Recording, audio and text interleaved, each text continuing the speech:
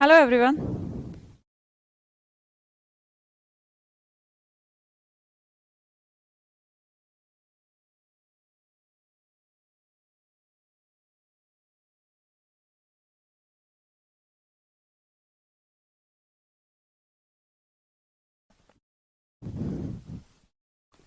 आवाज तो आ रही होगी। चलो, कंजंक्शन पढ़ रहे थे कल। बहुत इजी टॉपिक है। थोड़ा आपके लेवल को थोड़ा और बढ़ाते हैं। देवेंद्र, समीर, मोहित, वीनू, सुहाना, सुनील, प्रियांशु, गरिमा, विक्रम, वीनू, सबका स्वागत है। वेलकम। कंजंक्शन में कुछ बेसिक बेसिक बातें पढ़ी हमने कल की क्लास जिसने नहीं देखी है तुरंत क्लास को छोड़ दें, समझ नहीं आएगी बेटा, है ना। देखो, कंजंक्शन में कुछ बातें पढ़ी कि कंजंक्शन क्या होता है। कंजंक्शन एक कनेक्टर है। कनेक्टर कैसे कैसे हो सकते हैं? हो सकता है दो वर्ड को कनेक्ट कर रहा हो सकता है दो क्लॉजेस को कर रहा हो सकता है दो फ्रेजेस को कर रहा और हो सकता क्या पक्का दो सेंटेंसेस को कर रहा हो, क्या पता। ठीक है, क्लियर। तो ये होते हैं conjunction.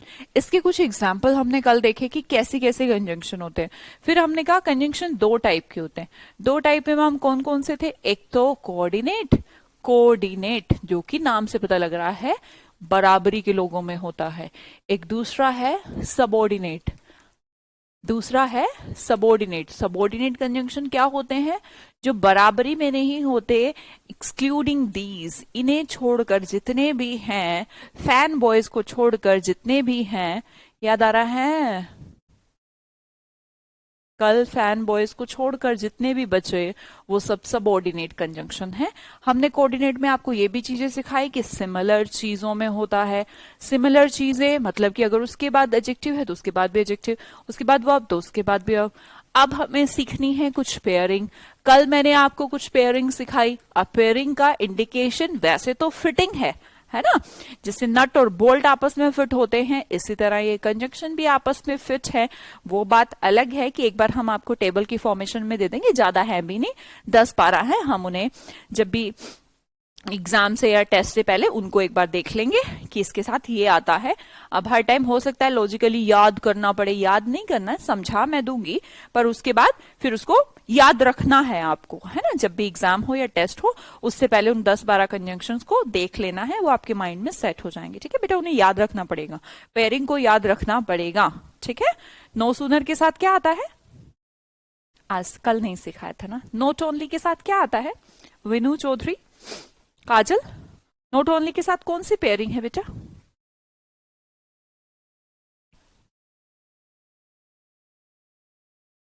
But also, okay. Both के साथ, बोथ के साथ बताओ, फिर जल्दी जल्दी लिखो।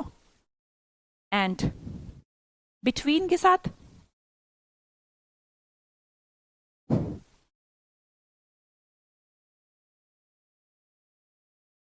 बिटवीन के साथ, बिटवीन के साथ भी एंड पक्का। और फॉर के साथ पुष्पा, बहुत बढ़िया बहुत बढ़िया, शानदार। टू, ठीक है, अच्छी बात है, बस याद रखो। नीदर के साथ नोर, इधर के साथ और ये और नोर क्या दिखाते हैं? चॉइस। क्या दिखाते हैं? चॉइस। अगली कुछ पेयरिंग पढ़े, चलो पढ़ते हैं। चलो आगे देखते हैं। आज का हमारे 4 फिर से हमने लिए, ज्यादा नहीं है, ज्यादा ज्यादा 10-15 हैं। आज जैसे कंप्लीट हो जाएंगे उसके बाद इनको अच्छे से लिस्ट बना लीजिएगा, कॉपी में एक टेबल फॉर्मेशन लिख लीजिएगा कि इसके बाद ये आता है। समझा मैं दूंगी कि क्यों आता है। देखो, नो सूनर के बाद हमेशा देन कंजंक्शन का प्रयोग किया जाता है। हार्डली, स्फेयरसली और वेयरली के साथ वेन का प्रयोग किया जाता है। क्यों किया जाता है उसे ध्यान से सुनिएगा। नो सूनर कौन सी डिग्री है? नो सूनर कौन सी डिग्री है? कंपैरेटिव डिग्री है। कौन सी डिग्री बेटा? कंपैरेटिव डिग्री, है ना। बताइए ना, कंपैरेटिव डिग्री। जैसे आपने कहा गुड, बैटर, बेस्ट, है ना। तो बेटर क्या है? Comparative degree. तो कंपैरेटिव डिग्री के लिए आपको कंपैरेटिव, जब आप एडजेक्टिव कंपैरिजन का यूज करते हैं तो कौन सा कंजंक्शन यूज करते हैं? देन का यूज करते हैं। भाई हमने देखा, गौर करो, हमें याद रखने का तरीका क्या है, इन चारों में कंफ्यूज हो जाता है बच्चा। No sooner, hardly, scarcely, barely. No sooner के साथ देन का प्रयोग इसलिए किया जाता है क्योंकि सूनर ई आर, पता है, E S T, superlative degree, पता है ना। तो ई आर किसको इंडिकेशन है, कंपैरिजन का। और जब भी कंपैरिजन होगा, जब भी कंपैरिजन होगा तो देन का प्रयोग किया जाएगा। Are you getting my point. इसी तरह नो सूनर की तरह एक वर्ड होता है अदर। जब हम कहते हैं ये नहीं दूसरा, तो अदर के साथ भी किसका प्रयोग किया जाता है, देन का। नो अदर, अदर मतलब दूसरा ना। जब हम कुछ चॉइस उठा रहे हैं तो हमने कहा हम कंपैरिजन करेंगे, मेरे को ये खेलना है, ये खेलना है, ये खेलना है, ये खेलना है, कि नहीं इसकी बजाय ना मेरे को ये खेलना है, तो अदर देन, ये भी एक पेयर है। इसी तरह अदर का एक सिनोनिम है रादर देन, इसकी बजाय ये, तो rather than, other than, no sooner than, हमेशा कौन से लेते हैं, कंपैरेटिव डिग्री लेते हैं। ठीक है, क्लियर ये वाली बात मेरी।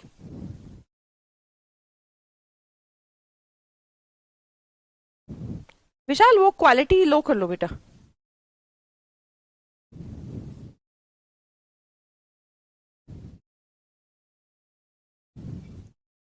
आगे देखो, हार्डली, स्केर्सली और बेयरली। अब देखो मैं आपसे कुछ बात कहती हूँ ना, हिंदी में समझाती हूँ, आपको कंफ्यूजन नहीं होना चाहिए। मैं मुश्किल से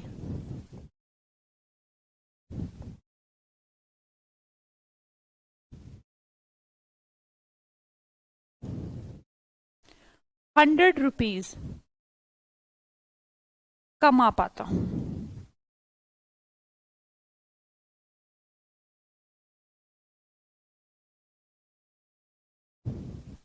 एक ये वर्ड।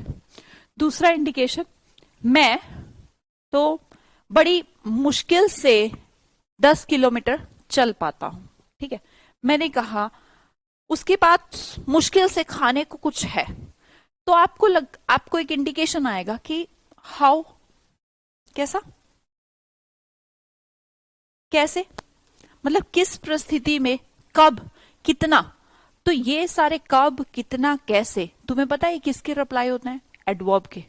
आप बेसिक की क्लास देखी होगी जिसमें मैंने एक एक लाइंस में आपको ये बताया है कि कौन किसका रिप्लाई देता है, कौन किसका रिप्लाई मतलब कैसे रिप्लाई देता है। ये अदर देन में आपको आगे आने वाला है, तो ये मत सोचिए हटा दिया मैम ने, अदर देन, रादर देन, ये सब आगे आएगा, है ना। तो आपने देखा हार्डली, स्केर्सली, बेयरली, तीनों एडवर्ब के रिप्लाई है। किसके रिप्लाई है, एडवर्ब के।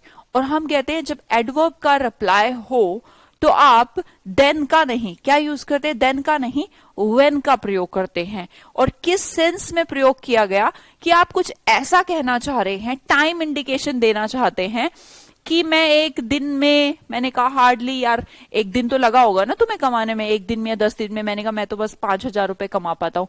कि अच्छा तू महीने बस 5,000 ही रुपए कमाता, मतलब तेरी लाइफ में या तेरे मंथ में, तू एक दिन में, तो एक टाइम इंडिकेशन है। मैंने कहा मैं मुश्किल से 10 किलोमीटर चल पाता हूँ, तो कोई टाइम इंडिकेशन तो होगा कि 10 किलोमीटर, ऐसे तो पूरी जिंदगी में हम हजारों किलोमीटर चलते हैं, पर एक दिन में मैं बस 10 किलोमीटर चल पाता हूँ, तो कोई ना कोई बाउंड्री तो होगी, है ना। अब मैंने कहा मेरे पास मुश्किल से अभी खाने के लिए पैसे, ऐसे तो ना पूरी जिंदगी रहने वाले हैं, कोई टाइम इंडिकेशन तो होगा।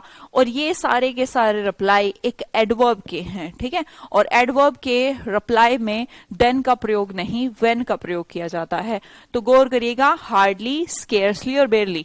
आप गौर करिए, तीनों के तीनों एक ही वर्ड है ना यार। हार्डली का सिनोनिम स्केर्सली, बेयरली, तीनों ही एक जैसे वर्ड है। तो तीनों के साथ व्हेन का प्रयोग किया जाता है, बट एक को छोड़कर, और वो है नो सूनर।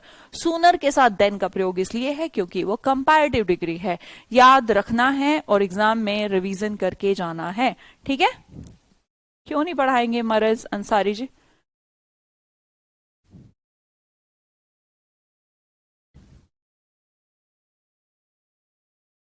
याद है मैम, वेरी गुड भैया, याद है तो बड़ी अच्छी बात है। मेरज अंसारी जी क्यों नहीं पढ़ाएंगे, किसने कहा, बैच शुरू हुआ नहीं, खत्म करने की बात आ गई। तुम लोग भी ना। चलो चलो अभी देखो जल्दी से, कोई दिक्कत नजर आती है क्या?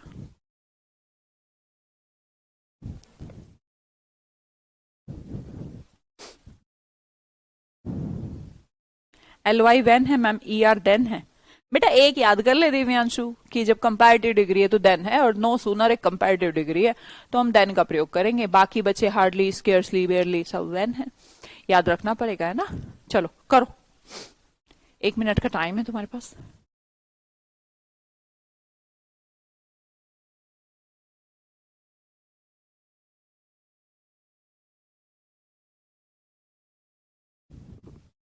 वेन के लिए बिफोर नहीं बेटा, देखो कंजंक्शन है तो पेयरिंग तो ठीक प्रयोग करोगे। अब ऐसा नहीं कि मैम वाई का यूज कर देंगे या वेयर का यूज कर लेंगे, हाउ का यूज कर लेंगे, नहीं।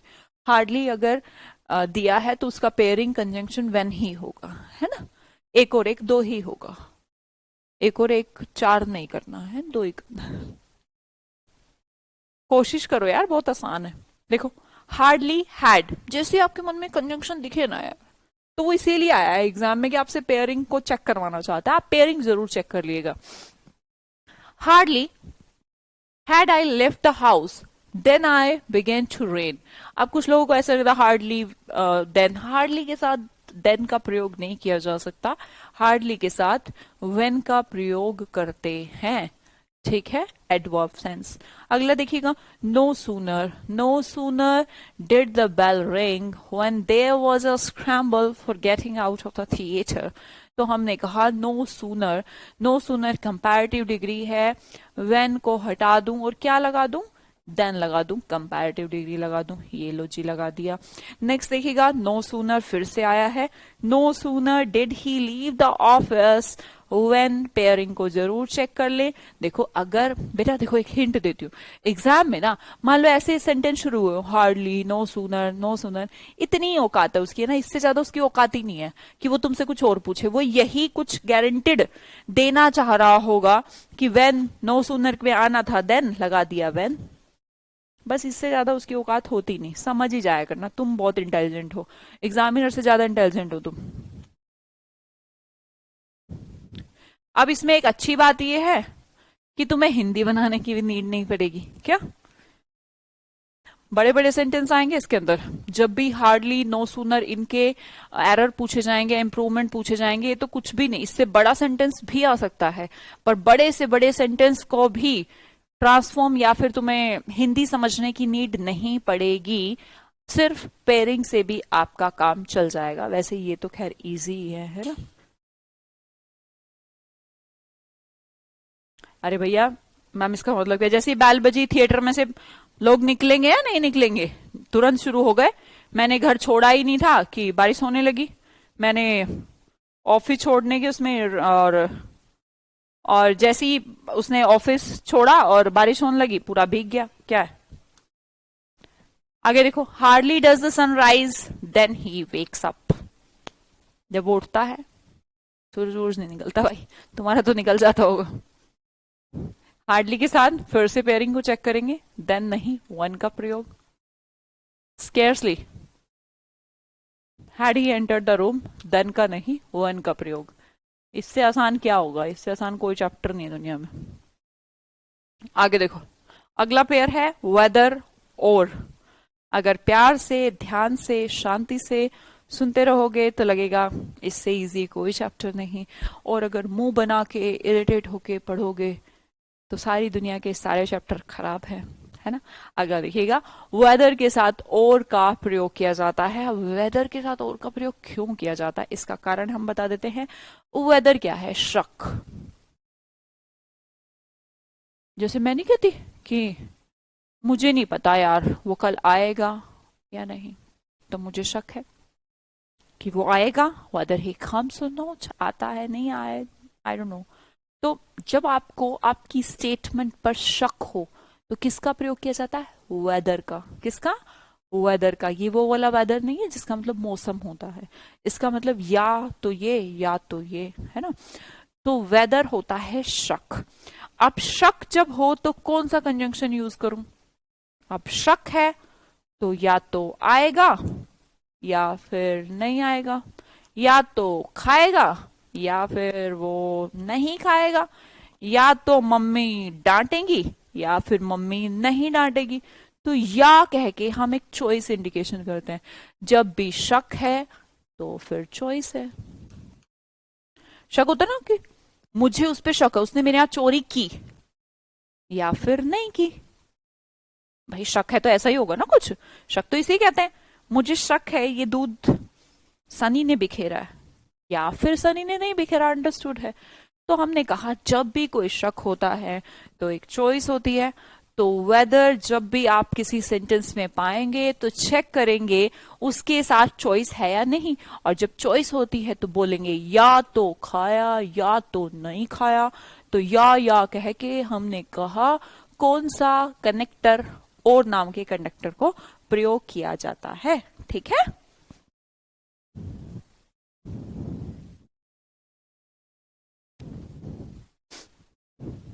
सब्र रखें दिव्यांशु जी, मुश्किल सवालों में भी आपको उलझा के पटक पटक के मारा जाएगा। क्लियर? हाँ, वेदर यू स्टे और नो डजंट मैटर। क्या बात है विशाल, तुम्हें सब याद है।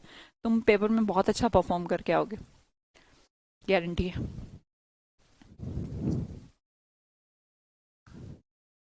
हाँ, या है तो चॉइस तो है, अंडरस्टूड है यार, नोट के बाद चॉइस है। ठीक है, देखो नेवर कांट, ये जो वर्ड है ना नेवर और कांट, अगर इस प्रकार के वर्ड किसी शक में हो तो आप कहेंगे मैम और नहीं नोर का प्रयोग करना चाहिए। भाई तुम्हारे अकॉर्डिंग तो नोर का ही प्रयोग होना चाहिए। नेवर नेवर ना तो वो करेगा ना वो करेगा।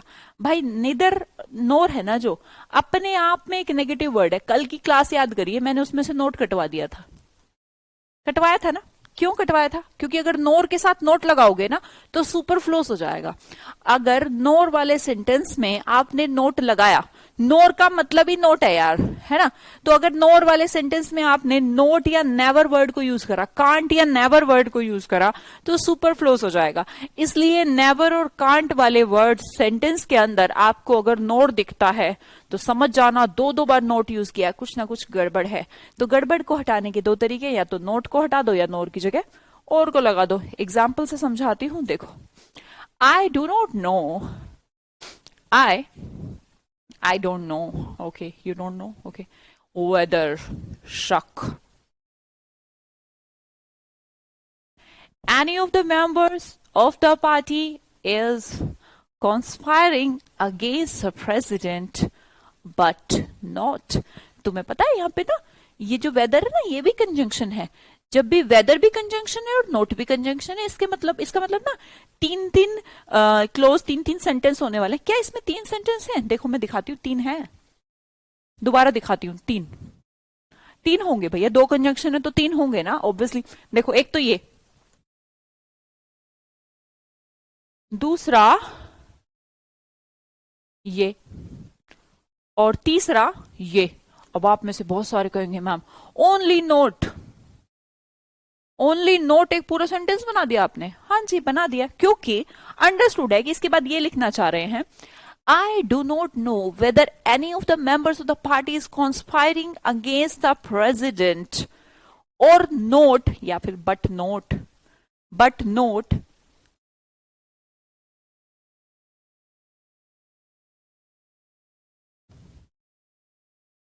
ये वाला सेंटेंस है ना जो पूरा, ये उठ के आगे आएगा।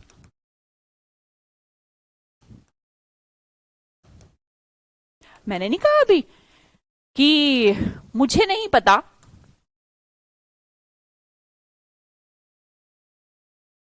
वो हिंदी में लिख रही हूं बेटा, वो आएगा या नहीं। पूरा सेंटेंस है, पूरा करना हो तो पता है पूरा कैसे करूंगी, या नहीं आएगा।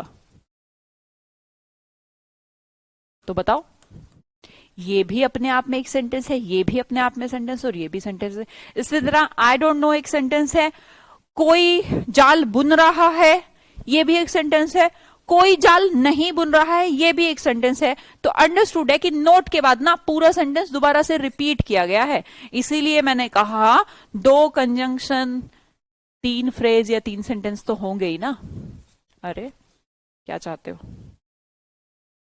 किसी ने ठीक कर दिया क्या?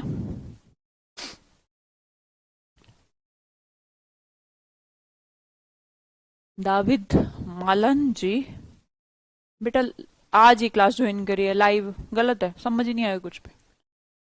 आते ही मैं रोज कहा करूं क्या? शुरू से देखो तुम, शुरू से, है ना, लाइव नहीं देखनी। लाइव वही लोग देखिए जो शुरू से लाइव हैं, बीच बीच में से लाइव उठ के मतलब नहीं है क्लास का। अभिषेक जी, ऐसा कुछ है तो नहीं बेटा? सब भी तो बच्चे पढ़ रहे हैं। कितने बच्चे लाइव में बताओ?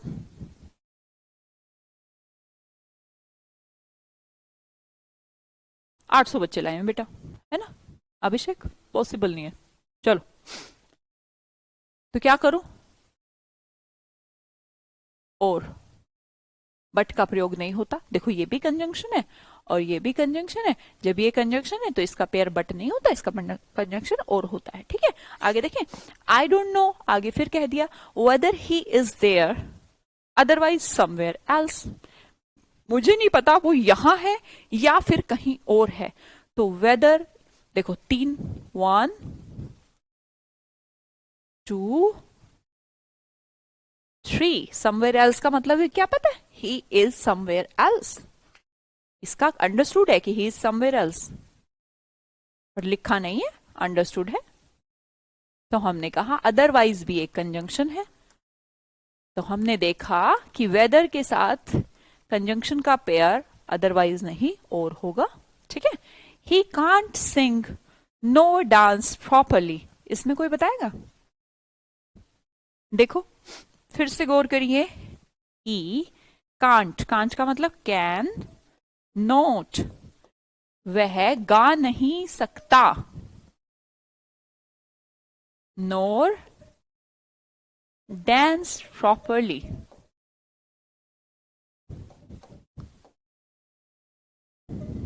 वह ना ही तो गा सकता ना ही नाच सकता। तो तुम्हें लगना चाहिए कि नोर वर्ड ठीक है कि नेगेटिव सेंटेंस। बट बेटा मैंने कहा ना कि ये जो आगे वर्ड लिखा है ना, इसका मतलब अंडरस्टूड है ही कांट डांस। मैं करके बता देती हूं, इसका इन दोनों सेंटेंसेस को अलग अलग लिखती हूं। ही कांट सिंग और इसका मतलब है he can't dance. He can dance, he can sing. तो 2 सेंटेंस ऑलरेडी हैं। जोड़ने के बाद वो संकुचित हो गया है, तुम्हें लग रहा है ऐसा, बट सच तो बात ये है कि ही कैंट सिंग और ही कैन डांस। पर ये जो बीच में आ गया, बोला ना तो वो गा नहीं सकता, वो नाच नहीं सकता, फिर आपने बीच में नो रोड लगा दिया तो गलत है। पहले से नोट सेंटेंस में है तो आप नोर का प्रयोग ना करें और किसका प्रयोग करें? और का प्रयोग करें। ठीक है, डबल नेगेटिव नहीं आएगा। वेरी गुड सुमन, यही मैं कहना चाह रही हूं कि डबल नेगेटिव वर्ड सुपरफ्लोस कहते हैं। तो आप किसी भी नेगेटिव सेंटेंस के अंदर नोर का प्रयोग ना करें, और का प्रयोग करें, क्योंकि वो ऑलरेडी नेगेटिव है उसके अंदर। ठीक है, अगले पेयरिंग की तरफ आते हैं। दो, ऑल दो का पेयर येट होता है। कैसे होता है इसको समझाती हूं। देखो वैसे तो हिंदी में मतलब बता दूं, जब की और फिर भी।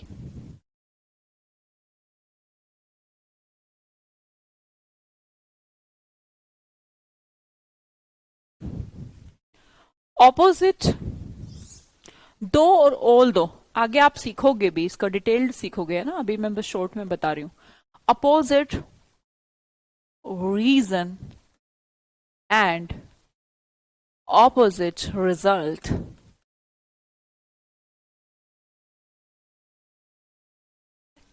इसे मुझसे सुनेंगे जरा 2 मिनट। देखो, ऑपोजिट रिजल्ट और ऑपोजिट रीजन, मैंने इसको क्यों कहा सुनो। देखो बेटा, अच्छा मैं आपको कुछ ऐसे ही बोल रही हूं, आप मेरी बात सुनते रहना। मैंने कहा मैं स्कूल नहीं गई क्योंकि मेरी बस छूट गई। कुछ उल्टी बात है। मैं स्कूल नहीं गई क्योंकि मेरी बस छूट गई। तो तुम्हें लग रहा है कि जो मेरा स्कूल ना जाना रिजल्ट है मेरी बस छूटने का। और क्या तुम्हें कुछ उल्टा रिजल्ट आ रहा है? लग रहा है ना कि स्मूथ है बात, भाई बस छूटी इसलिए स्कूल नहीं गई। तो इसे कहते हैं रिजल्ट और रीजन। पर ये जो वर्ड आपके सामने लिखे हैं ना, ये ऐसी बात नहीं कहते। आप एक सेंटेंस पढ़िए, मैंने कहा वो बहुत अमीर है, वो बहुत अमीर है, एक सेंटेंस तो ये किसी की हेल्प नहीं करता। तो आपको लग रहा है कि ये पैरेलल बातें हैं। मैंने कहा वो बहुत अमीर है, फिर दूसरा सेंटेंस का वो किसी की हेल्प नहीं करता, तो आपके मन में आएगा कि ऑपोजिट रिजल्ट है, कि हालांकि वो अमीर है फिर भी किसी की मदद नहीं करता, इसे ऑपोजिट रिजल्ट कहा जाता है। अगर ये सिमिलर रिजल्ट होता तो हमारे पास बिकॉज वाले चीजें हैं, तो बिकॉज, सो, देयरफॉर, ये सब है, तो फिर ये बिकॉज से और देयरफॉर से हमारा काम क्यों नहीं चल रहा? वो तब चलता है जब कोई सिमिलर बात हो। मैंने कहा वो तुम्हारी मदद नहीं कर सकता क्योंकि उसके पास पैसे नहीं है। तो कुछ अपोजिट लग रहा है भाई, उसके पास पैसे नहीं है, वो तुम्हारी मदद नहीं कर सकता, तो ये तो रीजन से रिजल्ट है। सिमिलर, सीधी सी बात है यार, उसके पास पैसे नहीं है तो कैसे करेगा वो। और अगर मैंने कहा उसके पास पैसे तो हैं पर वो तुम्हारी मदद नहीं करेगा, this is called opposite result. Are you getting my point? बेटा मेरी बात समझ में आ रही है? Dheeraj, Khetpal, Varsha, Renu, Tamanna, opposite result, opposite reason समझ में आया? पक्का? नहीं नहीं, कोई टेक्निकल इशू नहीं है पूनम, आप दिख रही हो मुझे, है ना? हरे रंग के कपड़े पहन के बैठी हो आप? जी मैम।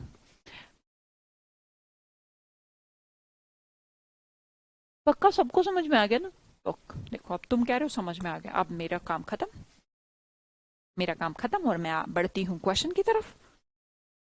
देखो, ऑल दो he is a good player, हमने कहा यद्यपि, हिंदी में जो आप कहते हो, यद्यपि वो एक अच्छा प्लेयर है, but he is not honest. इसको भूल जाओ एक बार के लिए। ही इज नॉट ऑनेस्ट, वह ईमानदार नहीं है अपनी स्पोर्ट्समैनशिप के लिए। ईमानदार, वह ईमानदार नहीं है और गुड प्लेयर है, गुड प्लेयर, अच्छा प्लेयर है और ऑनेस्ट नहीं है। तो आपको लग रहा है कुछ अपोजिट रिजल्ट फॉर्मेशन हो रही है। तो जब अपोजिट रिजल्ट फॉर्मेशन होती है तो यद्यपि और फिर भी, यद्यपि वो एक अच्छा प्लेयर है फिर भी ईमानदार नहीं है, कुछ नेगेटिव फॉर्मेशन है, ठीक है? तो जब नेगेटिव फॉर्मेशन है तो ऑपोजिट रिजल्ट, ऑपोजिट रीजन की बात की जाएगी, और ऑपोजिट रिजल्ट और ऑपोजिट रीजन दो और ऑल दो से दिखाए जाते हैं, और इसीलिए कंजंक्शन येट का प्रयोग किया जाता है, यद्यपि। तो बट का नहीं, येट का प्रयोग करिए, ठीक है? पेयरिंग है बेटा, है ना, दो और ऑल दो के साथ yet. Though I am not as rich as you are, मैं इतना अमीर नहीं हूं जितने तुम हो, but I have the ability to donate more money than you can. अमीर तो तुम ज्यादा हो, पैसे डोनेट मैं ज्यादा करूंगा। सोचो, मान लो खेतपाल और देवेंद्र आपस में दो दोस्त हैं। देवेंद्र बहुत अमीर है और खेतपाल उससे कम अमीर है, पर देवेंद्र महीने के 10,000 रुपए डोनेट करता है और खेतपाल 20,000। तो तुम्हें लग रहा है कुछ उल्टा काम हो रहा है यार। जो अमीर ज्यादा है देवेंद्र को ज्यादा करने चाहिए, पर देवेंद्र काफी लालची टाइप का है, लालची तो क्यों, 10,000 भी बहुत है, पर फिर भी खेतपाल मतलब बड़े दिल का है, उसके पास पैसा भी कम है और वो दान भी ज्यादा कर रहा है। तो हमने कहा ये opposite reason and opposite result है। जब बात में आपको अपोजिट नजर आता है तो उस टाइम पर दो और येट का पेयर काम करता है। दो तो है, बट नेक्स्ट कंजंक्शन मैंने देखा येट, बट नहीं येट, ठीक है?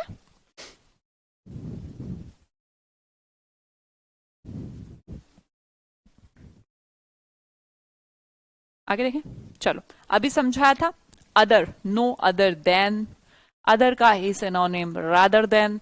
अदर क्या होता है? दूसरा। दो जब है, अब एक दो तीन चार पांच छह, छह ऑप्शन, मैंने कहा ये वाला ऑप्शन इससे बेटर, तो बोलेंगे अदर ऑप्शन। अदर ऑप्शन है तो कंपैरिजन है, कंपैरिजन है तो देन है। सिंपल, अभी समझा के आई कि जब हम अदर की बात कर ले कि दूसरा, हमने कहा कोई और तरीका नहीं है, कोई और खाने के लिए मटेरियल नहीं है, तो आप उसमें से मतलब चॉइस करके लाए हो बैटर कि हाँ मैं ये वाला चूज करना चाहता हूं। जब भी कुछ कंपैरिजन की बात होती है तो देन का प्रयोग किया जाता है, नो अदर देन, हमेशा याद रखिएगा नो अदर के साथ देन का पेयर होता है। Security agencies have no other ways, कोई और रास्ता नहीं है कंपैरेटिवली एक के, और वो क्या है, ये वाला, दिस वन। तो बट का नहीं, देन का प्रयोग किया जाता है। He has no other business, उसके पास और कोई काम नहीं है कंपैरेटिवली एक काम के, कौन सा, कंप्यूटर ठीक करने का। तो कंपैरिजन है तो मैंने बोला बट की जगह देन का प्रयोग किया गया। आगे देख लीजिए, इट सीम्स रादर इंटरेस्टिंग, ये काफी और ज्यादा इंटरेस्टिंग है। किसके कंपैरिजन से, जितना हमने एक्सपेक्ट किया था उससे ज्यादा। एक्सपेक्टेशन कम थी और इंटरेस्ट, एक्सपेक्टेशन और इंटरेस्ट का कंपैरिजन है, तो कंपैरिजन है तो देन आएगा। मैंने कहा we would rather buy some lands but flats, हमें जमीन खरीद लेनी चाहिए फ्लैट्स के मुकाबले, फ्लैट्स की बजाय हमें क्या खरीद लेनी चाहिए, धरती है ना, भूमि खरीद लेनी चाहिए।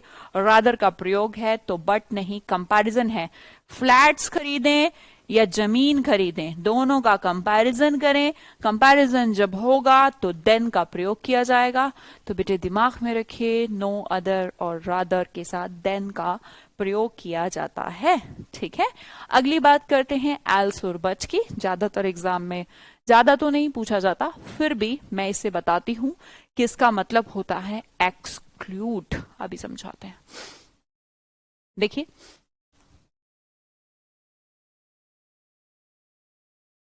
ये सारे देश हैं, ये पूरा वर्ड है।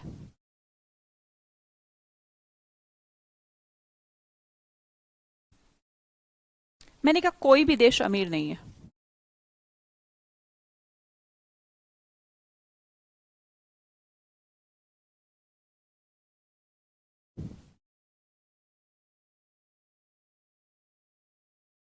फिर आगे कहा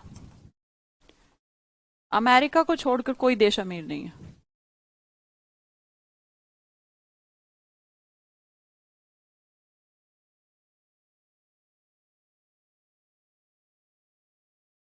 फिर आगे का सेंटेंस यूं कही हुआ, कोई भी देश अमीर नहीं है।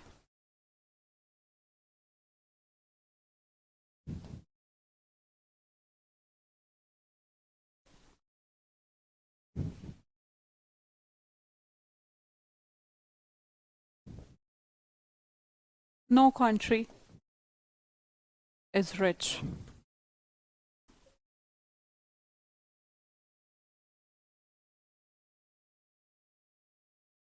जब मैंने कहा नो कंट्री इज रिच, कोई देश अमीर नहीं है, फिर मैंने कहा नो कंट्री इज रिच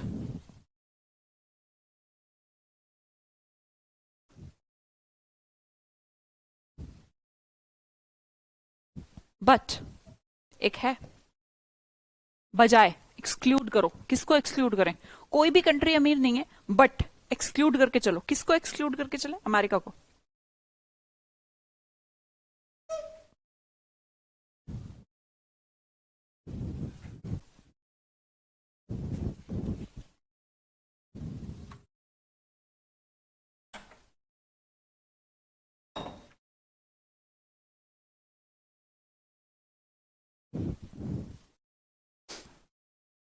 तो नो कंट्री तो यूज करना नहीं चाहिए, क्या करना चाहिए, नो अदर कंट्री, किसको छोड़कर, अमेरिका को छोड़कर। तो मैं आपको एक सिनेरियो समझा रही हूं कि जब हमने कहा कि वो कोई काम नहीं करता, सुनो मेरी बात, वो कोई काम नहीं करता, ठीक है, वो कोई काम नहीं करता खेलने की बजाय, तो हमने एक पूरे गोले में से, एक पूरे गोले में से, भैया खेलना भी तो कुछ है ही, कुछ तो काम किया ही उसने। मैंने कहा तूने पूरे दिन कुछ नहीं काम किया टीवी देखने के अलावा, तो ये तो हो गए सारे काम। इसमें से टीवी देखना भी भैया कुछ तो है ही ना, टीवी देखना भी कोई काम ही है। तो बोले इस टीवी को बाहर निकालो। ये रहा, टीवी को बाहर निकाल लिया मैंने। इसमें रामायण चल रही थी, तुमने रामायण देखी पूरे दिन। तो तुम्हें नहीं लगता मैंने सारे कामों में से एक चीज को बाहर निकालना है? भाई एक चीज को तो बाहर निकालना पड़ेगा। तुमने कुछ काम नहीं किया, किसकी बजाय? टीवी देखने की बजाय। तो टीवी तो देखा है ना। तो आपकी एक स्टेटमेंट कि आपने कोई काम नहीं किया, और फिर इसकी एक स्टेटमेंट कि सिर्फ टीवी देखा। तो आपको नहीं लगता आप अपनी स्टेटमेंट में से ही कुछ एक्सक्लूड करना चाहते हैं, कुछ बाहर निकालना चाहते हैं? और जब आप अपनी स्टेटमेंट में से कुछ बाहर निकालना चाहते हैं तो बट नाम के कंजंक्शन का प्रयोग करेंगे। तो आपने कहा कुछ नहीं किया, बट टीवी देखा। यू वॉच टीवी, टीवी देखा तुमने, वॉच रामायण। ठीक है। तो ऐसे केस को हम अगर इंग्लिश में समझें तो आपके सामने की एग्जाम्पल लिखा है, देखिएगा। ही डिड नथिंग एल्स, उसने कुछ नहीं करा। ये जो एल्स वर्ड है ये आपके एक्सक्लूड को ही कहता है। इसका मतलब ये है कुछ नहीं किया की बजाय, खेलने की बजाय। तो देन नहीं, कोई कंपैरिजन नहीं हो रहा है। आपने कुछ नहीं किया, बस इसमें से एक चीज निकालो बाहर, खेलना। प्ले को बाहर निकालो, मतलब कि इसे एक्सक्लूड करो। मतलब किया कुछ नहीं तूने, सिर्फ खेला है। तो सिर्फ खेला है तो आपने कहा उसे बाहर निकालो, और बाहर निकालोगे तो आप कंपैरिजन नहीं करोगे। कंपैरिजन नहीं करना कि देन का प्रयोग करें, आप बट का प्रयोग करिए कि हाँ एक काम करा भाई, खेला है तू। तो बच्चे मैं बताना चाहती हूं, जब भी एल्स आपको दिख जाए किसी सेंटेंस के अंदर तो उसका मतलब ही ये है कि वो एक्सक्लूड करवाना चाहता है आपसे। बहुत सारे कामों में से एक काम को एक्सक्लूड करवाना चाहता है, तो नो अदर के सॉरी एल्स के साथ बट का प्रयोग करें, है ना। बहुत ज्यादा एग्जाम में नहीं पूछा जाता। इसी तरह लिस्ट और शुड का एक पेयर है, ये भी पेयरिंग में ही प्रयोग किया जाता है। एग्जाम में आजकल आना बंद हो गया क्योंकि सबसे आसान था। लिस्ट के साथ शुड। गौर करिए लिस्ट होता क्या है, पहले इसका मीनिंग समझेंगे। ट्राई हार्ड, मेहनत करो, कहीं ऐसा ना हो कि तुम्हारी एमएनसी पे जॉब ना लगे।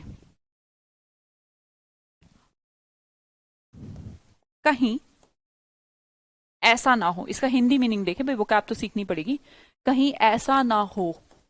तो आपको नहीं लगता जब आप कह रहे हैं कहीं ऐसा ना हो तेरी जॉब ना लगे, कहीं ऐसा ना हो तेरे हाथ से निकल जाए ये मौका, कहीं ऐसा ना हो कि तू सोता ही रह जाए, तेरी ट्रेन चले जाए। तो हम जब ऐसा कह रहे हैं ना, लिस्ट लिस्ट, कि कहीं ऐसा ना हो, तो आपको नहीं लगता कि मन में ना होने की शंका है शायद? तो लिस्ट जो वर्ड है ना, इसके अंदर ही शायद है। शायद का मतलब में है। तो आप जब लिस्ट यूज करते हैं तो एग्जामिनर आपको उसके साथ में लगा के देता है, जो कि आपको काटना है क्योंकि लिस्ट के अंदर ही में है। उसके बाद तो आपको ये कहना है लिस्ट के साथ शुड का प्रिपेयर, कि तुम्हें try hard, you should try hard. ये शुड इसके लिए यूज हुआ है, यू शुड ट्राई हार्ड, कि तुझे क्या करना चाहिए, मेहनत करनी चाहिए, वरना तो ऐसा ना हो कि तेरी जॉब छूट जाए। तो लिस्ट के साथ मे को लगा के देगा, आप कहेंगे सुपरफ्लोस है, मे नहीं आएगा क्योंकि लिस्ट के अंदर ही होता है मे नॉट हैपन। लिस्ट का मतलब ही है कहीं ऐसा ना हो। तो ये तो संभावना ऑलरेडी है, और अगर संभावना है तो आप मे को वहां से काटिए और शुड का प्रयोग करिए। ये भी एक छोटी सी बात। इसके बाद आती है बड़ी ही भयंकर सी बात, जो कि शुभम यादव अभी अभी नहीं होंगी, 7-8 दिन नहीं होंगी और। ठीक है। एमएनसी क्या होता है? नहीं, हाँ, मल्टीनेशनल कंपनी। अच्छा ये बताओ, यहां तक तो इजी थी ना बात, सब टिपिकल थी, बहुत आसान है। अगर आप लिस्ट बना लो कॉपी में, नो सूनर के साथ देन, हार्डली, बेयरली, स्केर्सली के साथ व्हेन, नो अदर के साथ देन, लिस्ट के साथ शुड, बना लोगे? लिस्ट बना ली? कितने हो गए लिस्ट बना ली है तो?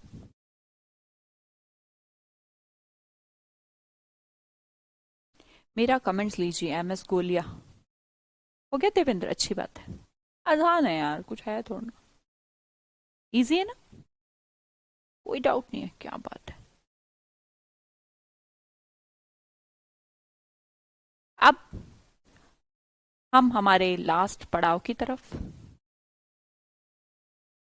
और हमारा लास्ट पड़ाव है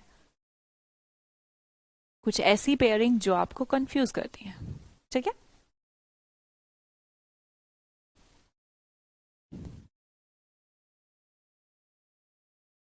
कितने हैं? 14 हो गए मैम। तो कितने पेयर हो गए?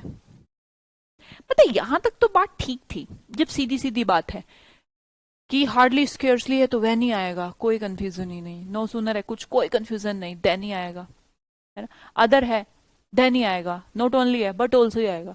यहां तक तो है बच्चों वाली बात। प्रॉब्लम कहाँ है? जब किसी के साथ दो दो चीजें आती हैं, सच के साथ एज भी आता है और सच के साथ डैट भी आता है, दो कंफ्यूजिंग।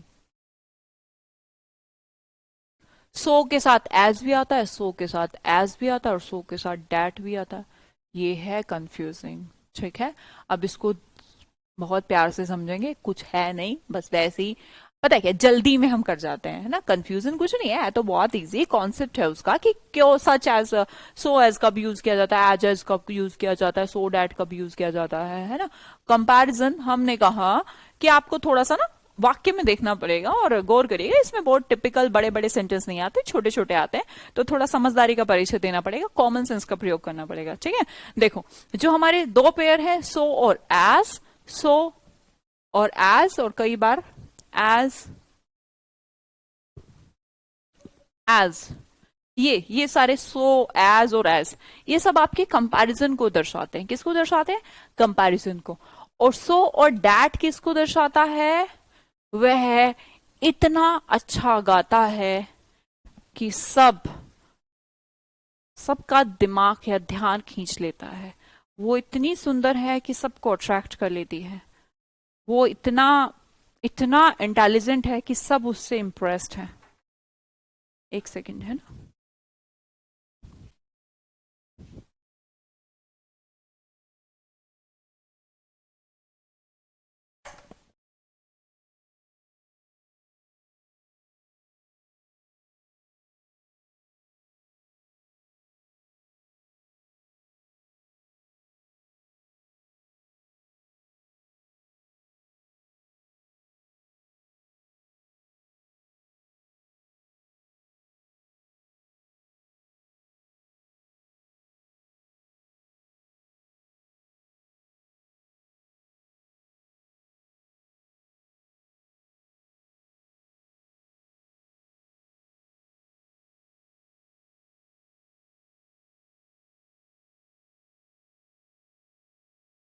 है ना, चलो।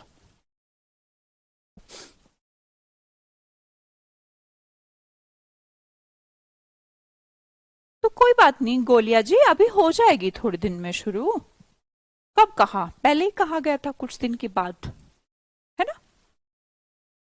पढ़ लोगे सारा, ये सब आ गया तुम्हें, और पढ़ लोगे। हाँ, पेशेंस रखो।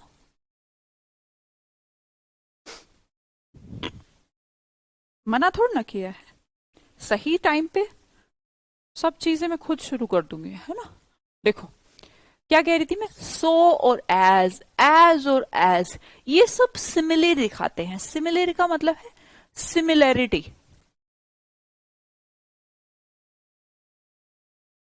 सिमिलर चीजें। जैसे मैंने कहा, they are not so wise like you, वो तुम्हारे जितने समझदार नहीं है। तो सो का पेयर हम एज से इंडिकेट करेंगे, लाइक की जगह एज को यूज। ये इतनी बड़ी प्रॉब्लम नहीं है कि सो के साथ एज आता है, एज के साथ एज आता है। ये तो हम समझते हैं सो और एज किसी के कंपैरिजन के लिए कि वो इतना अच्छा नहीं है जितने कि तुम हो, वो इतना अच्छा नहीं गाती जितने कि तुम अच्छे गाते हो, वो इतना अच्छी नहीं है पढ़ने में जितने तुम हो। तो सिमिली दिखाने के लिए सो और एज का प्रयोग किया जाता है। ये प्रॉब्लम नहीं है। प्रॉब्लम कहाँ है? प्रॉब्लम ये है कि जैसे मैंने कहा they are as wise so you, हमने कहा they are as wise, as के साथ एज का कंपैरिजन, तो वो इतने बुद्धिमान नहीं है जितने कि तुम। ये भी ठीक है। प्रॉब्लम कहाँ है? ठीक है, वी आर सो लेजी। अब क्या करेंगे हम? अगला हमने देखा विच का प्रयोग किया गया है, तो तुरंत दिमाग में आएगा सो के साथ एज का पेयर, ये लो।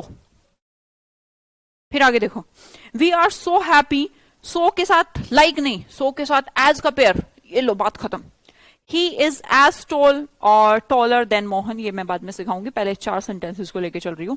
तो 2 सेंटेंस आपने शुरू के देखे तो आपने कहा बेटा कंपैरिजन है, they are not so wise as you, वो तुम्हारे जितने बुद्धिमान नहीं है, they are as wise as you, वो तुम्हारे जितने बुद्धिमान है। तो जब वो तुम्हारे जितने बुद्धिमान हैं तो एज का सिमिली, और जब वो इतने जितने तुम, हमने कहा सोर एज का सिमिली। पर ये घटना बार बार नहीं दोहराई जाती, और ये कहां नहीं दोहराई जाती ये समझना बहुत इंपॉर्टेंट है। आपने क्या किया, आप नेक्स्ट सेंटेंस को देखेंगे तो आप पाएंगे कि 2 अलग अलग सेंटेंसेस हैं। We are so lazy, he could finish no work in, he could finish no work in time। आपने देखा subject, verb, object complement, subject, helping verb, main verb, object. तो 2 अलग अलग सेंटेंसेस को हमने कहा वह है, इतना कंपैरिजन नहीं हो रहा अब यहां पर, हम इसको स्पेसिफाइड करना चाहते हैं कि वो इतना आलसी के कोई काम नहीं करता। तो 2 सेंटेंसेस को एज अ रिजल्ट फॉर्मेशन में जोड़ने के लिए एज कंपैरिजन का यूज नहीं करते कि सो के साथ मैं तो हमेशा एज लगाऊंगा। भाई सो के साथ तू एज क्यों लगाएगा, डैट का यूज करेगा जो स्पेसिफाइड करने के लिए कि भैया वो इतना लेजी है कि कोई काम नहीं करता। बात समझ में आई? देखो मैं बताने को तो एक ट्रिक समझा दूंगी, तो मैं उस ट्रिक से तुम्हारा कोई क्वेश्चन गलत होगा ही नहीं। आप देख लेना कि 2 सेंटेंस हैं क्या, सब्जेक्ट है क्या, अगर सब्जेक्ट है तो डैट का प्रयोग कर देना और हर जगह लागू होगी बात। देख लो, वी आर सो हैप्पी, हम इतने खुश हैं, like we can meet him. हमने देखा लाइक के बाद क्या है, ये तो लो हमें तो सब्जेक्ट मिल गया। अगर सब्जेक्ट मिल गया तो इसका मतलब अलग अलग सेंटेंसेस हैं, अलग अलग सेंटेंसेस हैं तो जोड़ डाला जा रहा होगा कि हम इतने खुश हैं कि तुमसे मिलेंगे, तुमसे मिल सकते हैं। तो कोई कंपैरिजन नहीं है, तो हमने कहा लाइक नहीं, किसका प्रयोग करें, डैट का प्रयोग करेंगे भाई। आसान है, बात एकदम आसान है, पर गधों की तरह रट्टा मार के ऐसे मत चलना। सो है तो बस एज लगाऊंगा, सो के साथ एज हमेशा नहीं आता, वो ऐसे सेंटेंसेस में आता एज यू। भैया कोई पूरा कंप्लीट सेंटेंस नहीं है, कोई subject formation, verb, object formation नहीं है, कंपैरिजन है, सिमिली है, तो हम सोर एज का प्रयोग कर लेंगे। बट अगर फुल सेंटेंसेस हैं तो आप डैट का प्रयोग करिए, क्योंकि वो जोड़ देने के लिए बात की गई होगी, सिमिली के लिए नहीं है, कोई सिमिलैरिटी दिखाने के लिए नहीं है। आगे देखते हैं, ही इज एज टॉल और टॉलर देन मोहन। ये मुझे थोड़ा डिटेल में समझाना पड़ेगा, तो समझा देते हैं और अपना दिमाग खोल के रखिए। इसको हटा दो एक बार, डैट आप खुद कर लेना, लाइक की जगह डैट। देखो ये 2 सेंटेंस है एक्चुअली, और इन दोनों को ना, ये एग्जाम में आया एक बार, इन 2 को ना एक करके लिखा गया है। मैं समझाती हूं कैसे।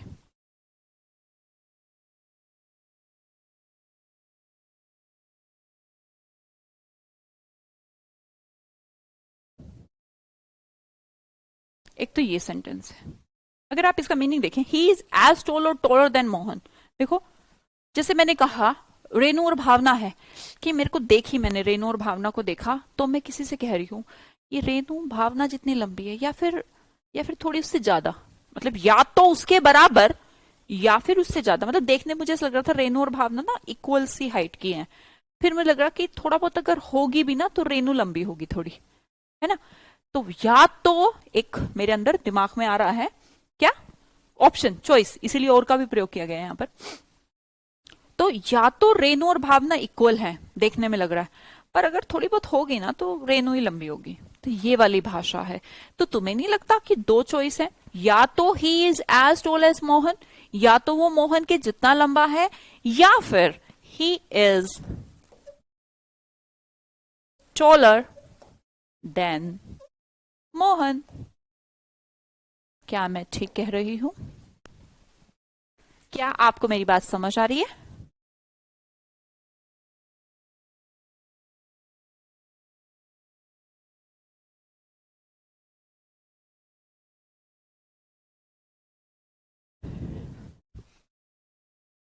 वही, इसके लिए तो आपका सबका वेट करूंगी, मैं इंतजार करूंगी कि आप लोग मुझे बताएं कि क्या इस सेंटेंस में आपको 2 चॉइस नजर आ रही है।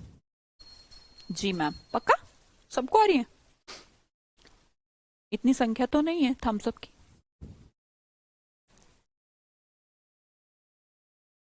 दोबारा समझा देती हूँ Poonam. He is as tall और टॉलर देन मोहन। या तो वो मोहन के जितना लंबा है या फिर मोहन से ज्यादा लंबा है, ठीक है। पूनम तुम अपना देख लो, मान लो तुम्हारी कोई बहन हो, है ना, और तुम्हारे कोई पड़ोसी आके कहे कि ये पूनम की छोटी बहन है संध्या, ये संध्या की जितनी लंबी है या फिर थोड़ी ज्यादा, तो उसको दो सेंटेंस कहने पड़ेंगे कि या तो पूनम संध्या की जितनी लंबी, एज टॉल एज, जितनी एज टॉल एज, अभी समझाया ना, एज वॉइस एज, तो या तो ये सेंटेंस है, या फिर वो ये कहना चाह रहा है कि थोड़ी पूनम ही थोड़ी लंबी है, तो मुझे लगता है कि पूनम इज टॉलर देन संध्या। तो दोनों सेंटेंसेस को मिलाकर ये वाला सेंटेंस बना दिया गया, ही इज एज टॉल और टॉलर देन मोहन। पर इसके अंदर एक एरर है, इसके अंदर एक एरर है। टॉलर देन की कहानी तो पूरी नजर आ रही है, चॉइस की वजह से और भी नजर आ रहा है, पर बेचारा एज मिस है, उस एज को आपको यहां पर लगाना होगा। ही इज एज, देखो आप जोड़ो, he is as tall as, ठीक है, टोलर देन मोहन। हमने कहा मोहन कॉमन है इसलिए हमने मोहन को पीछे लिख दिया, ही इज कॉमन है इसलिए इसको आगे लिख दिया, इसके कॉमन कॉमन को निकाल लिया तो सिर्फ एक एरर बना, he is as tall as, इस एज का कोई सब्स्टिट्यूट था नहीं, तो इस एज को और के आगे लगाइए और लिखे he is as tall as और टोलर देन मोहन, ठीक है। जी मैम एज आएगा, जी हाँ एज आएगा। अब इससे पहले सच और एज, सच दैट, ये भी बड़े सिंपल सी बातें हैं, कुछ भी कहानी टेंशन की बात है नहीं।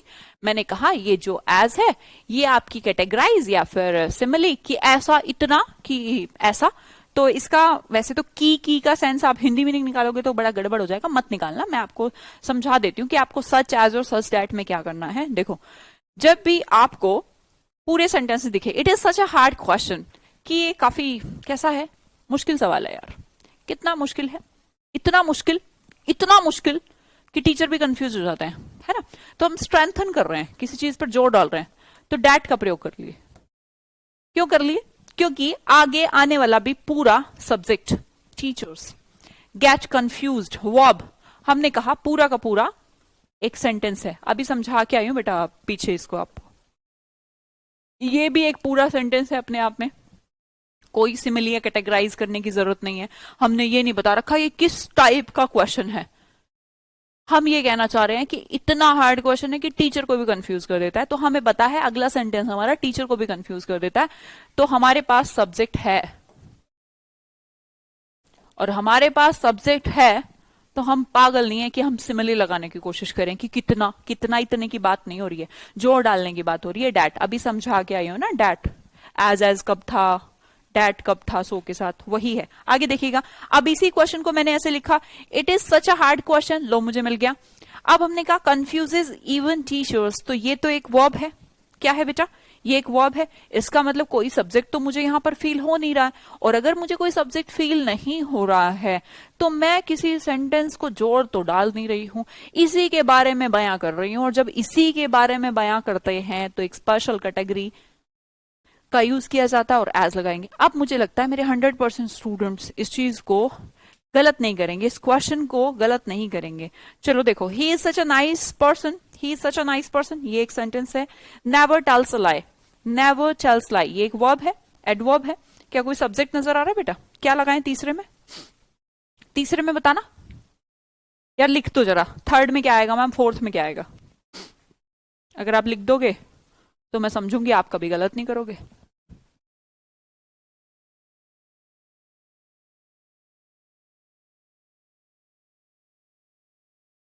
तीसरे में बताना, सब्जेक्ट है क्या? सब्जेक्ट मिस है, सब्जेक्ट मिस है तो जोर नहीं डाल रहा, बात पर जोर नहीं डाल रहे हम, कुछ सिमिली कैटेगराइज करने की बात कर रहे हैं। तीसरे में क्या आएगा? चांदनी, एज आएगा रामायण, सोनिया, पक्का सोनिया जी, निकिता, थर्ड में एज सोनिया, रेनू भी, विक्रम, बहुत बढ़िया बेटा, ऐसे कंफ्यूज मत करो मुझे, ऐसे लिखो, ऐसे लिखो, तीसरे में कुछ, चौथे में जो आपको भरना है वो, 3 और 4 में भर दो, मैं समझ जाऊंगी। पूनम बहुत बढ़िया, पूनम शर्मा, नेहा वेरी गुड, नजाज मलिक जी, हर्षित बर्नवाल, बढ़िया।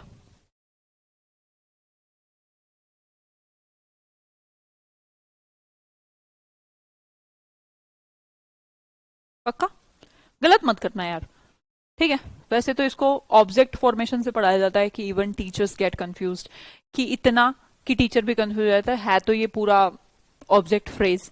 पर मुझे नहीं लगता कि एग्जाम देने वाले स्टूडेंट्स को ऐसे पढ़ाना चाहिए, क्योंकि वो जितना आप उसको पढ़ेंगे उतना कंफ्यूज करेंगे ऑब्जेक्ट फॉर्मेशन। नहीं, आप सीधा पढ़िए कि सच के साथ कब मुझे याद लगाना है, सच के साथ डैट, जो मैंने आपको बताया कभी जिंदगी में क्वेश्चन गलत नहीं होगा।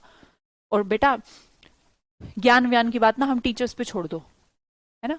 आप, मुझे पता है बहुत सारे लोगों को आप इसे पढ़ाते हुए देखेंगे तो वो आपको ऐसे दरिया में डाल देंगे इसमें कि ये ऑब्जेक्ट है, और सच भी है। अगर मैं कहूं कि इवन टीचर्स गेट कंफ्यूज्ड, ये उसका ऑब्जेक्ट फ्रेज है, पर ये आपको परेशान कर देगा। और मैं ना अपने ज्ञान को दिखाने के लिए, सिर्फ अपनी ईगो को सेटिस्फाई करने के लिए आप लोगों को कंफ्यूज नहीं कर सकती है ना? बहुत सारे लोग करते हैं, उनको इस बात से फर्क नहीं पड़ता कि आप एग्जाम में फिर भी कंफ्यूज हो जाएंगे। तो जो मैंने आपको ट्रिक समझाई ना, इससे कभी आप गलत नहीं करोगे। और मेरा ना मतलब बस इतना ही है कि तुम यार पेपर में अच्छे नंबर लाओ, बस, है ना? ज्ञान व्यान की बात तुम मुझसे बाद में पढ़ लेना, ठीक है? तो कभी लगे कहीं, तो फिर लगे मैम ये तो हमने सब्जेक्ट की तरह, बेटा इसलिए ही करा वो ताकि आप क्वेश्चन कभी गलत ना करें। देखो आप, आपके सामने है डेटा, 100% लोगों ने इसको ठीक किया है, इसमें एज लगाया, इसमें डैट लगाया, है ना? तो टेंशन ही नहीं है। वर्ब है, एडवर्ब है, सब्जेक्ट नहीं है, तो हमने एज का प्रयोग कर लिया, क्योंकि अलग से स्ट्रेंथन करने की बात नहीं हो रही थी। मुझे उम्मीद है कि आप कभी भी गलत नहीं करेंगे। और यहां पर हमारा कोऑर्डिनेट कंजंक्शन खत्म होता है, ठीक है? Bye bye. फोर्थ में डाटा आएगा, हाँ बेटा लिखा तो है अपूर्व, सही है, आप लोगों ने सबने सही किया। I trust you ma'am, thank you बेटा, थैंक यू।